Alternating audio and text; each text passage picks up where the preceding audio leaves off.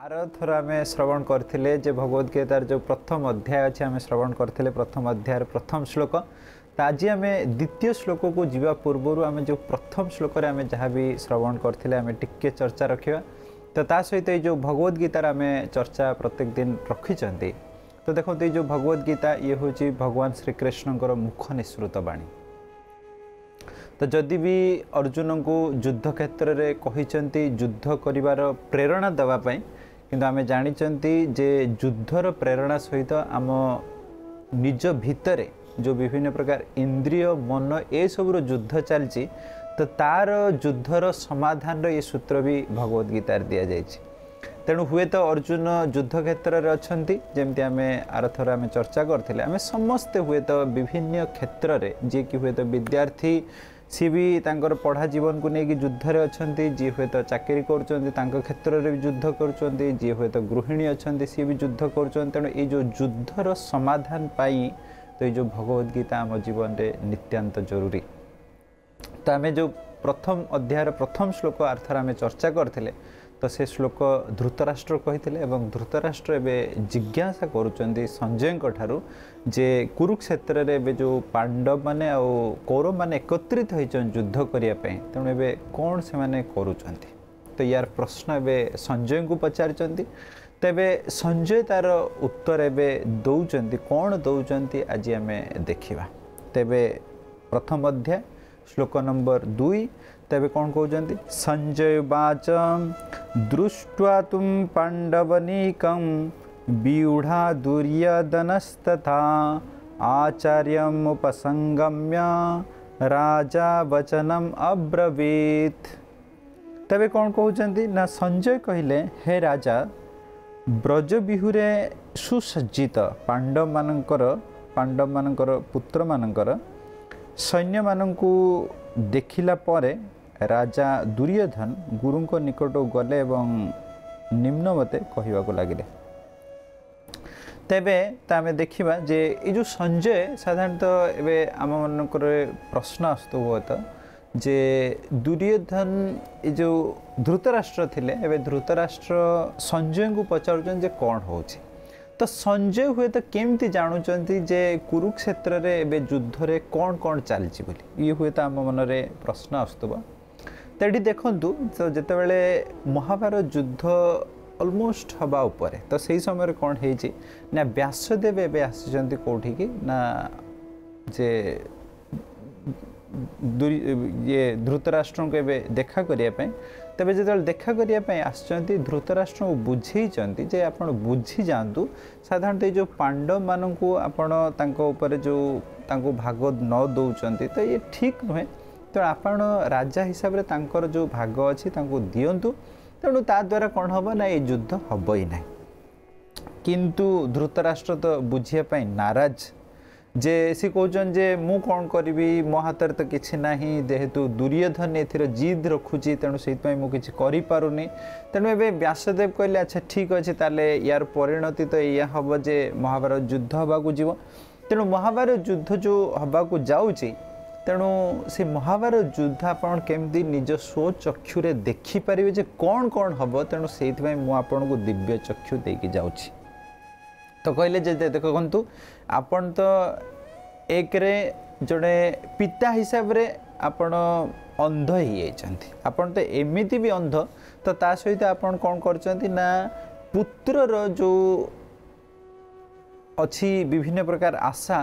ताकू भी नहीं कि आपण अंध ही साधारणतः पुत्र को केमती हिसाब से आपण चलैवा कथा से भी आपण अंध ही से कौन होची ना एबे महाभारत युद्ध हवाक जाउची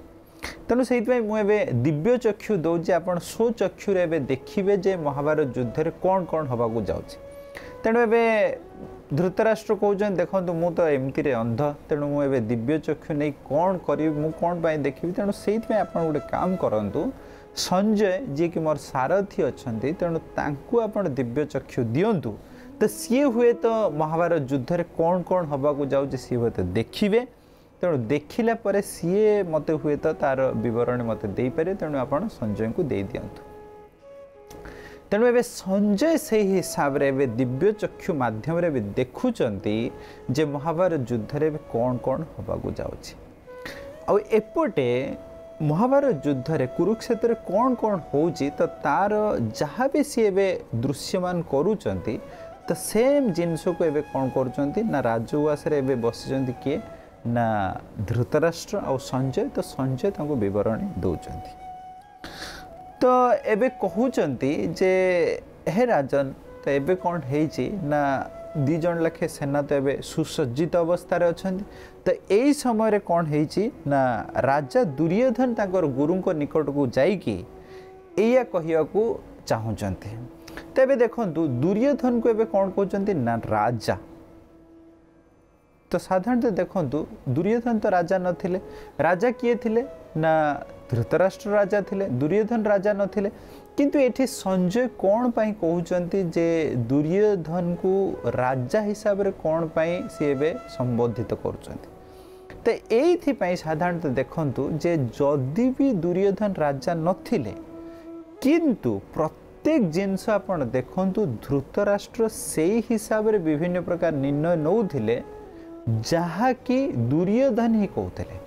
तेणु जेहेतु दुर्योधन को कथा हिसाब रे सब किसी चलुला तेणु से कौन है ना दुर्योधन को एबे राजा हिसाब रे संबोधन किए करुचंती ना एबे संजय तांको राजा हिसाब रे संबोधन करुचंती एइथिपई ना जेहेतु सबु प्रकार कथा दुर्योधन के हिसाब रे चलथिला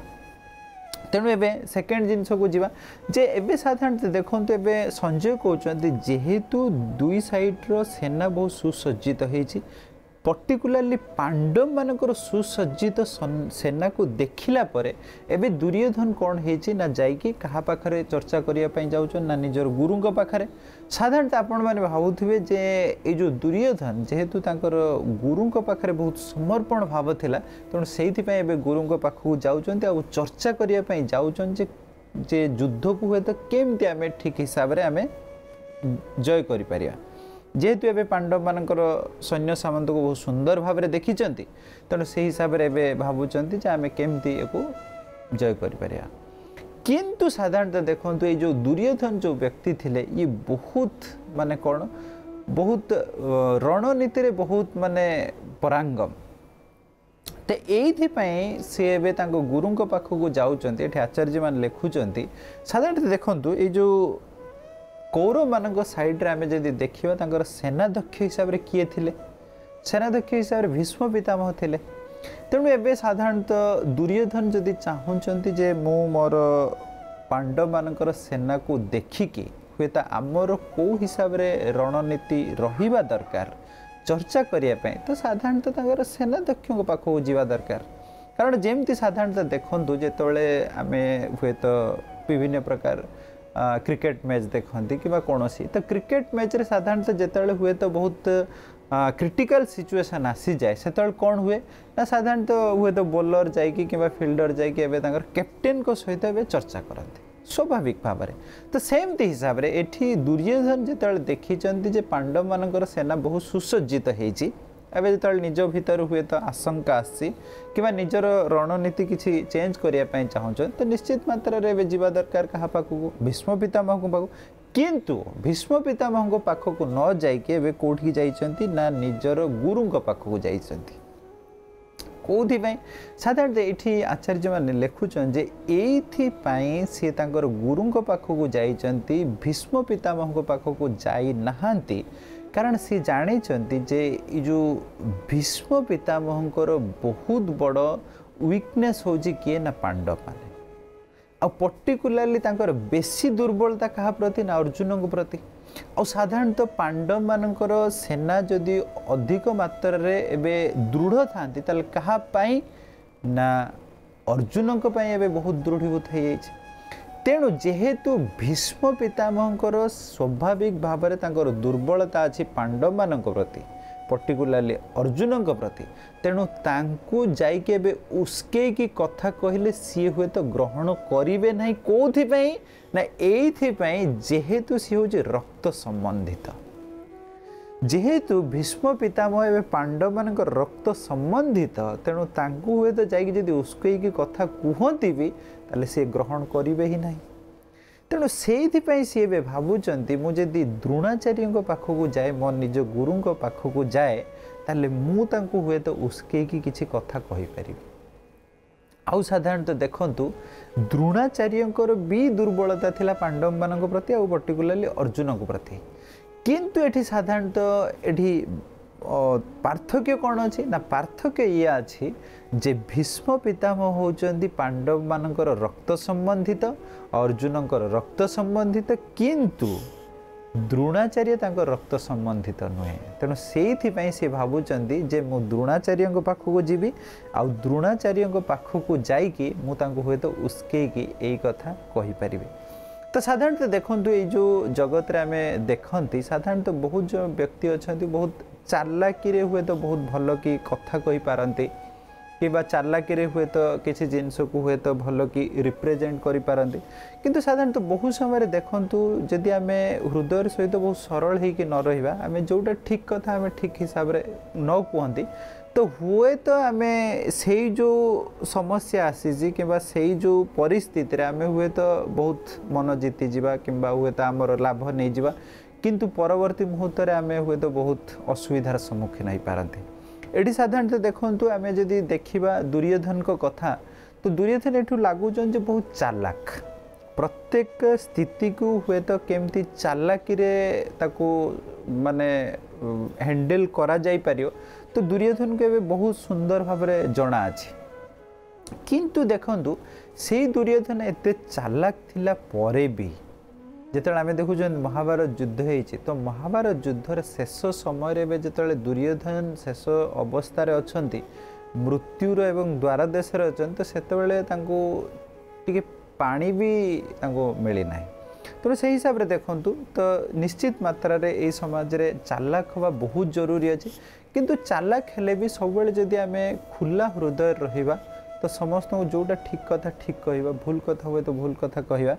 किंतु साधारणतः आम जदि खुला हृदय रहिबा बेसी हुए तो बहुत चालाकी रे कथा को एपट सेपट करी कहला भली कहले ताल हुए तो आम असुविधार पड़ जा तेणु आउ गोटे जिनस साधारणतः देखो ये कौन है ना एठी दुर्योधन को जो राजा हिसाब रे एबे तांको संबोधन करिसेंती तेणु एइथिपाई जे जेहेतु दुर्योधन कथा ही सब एबे किए ना धृतराष्ट्र ग्रहण करते।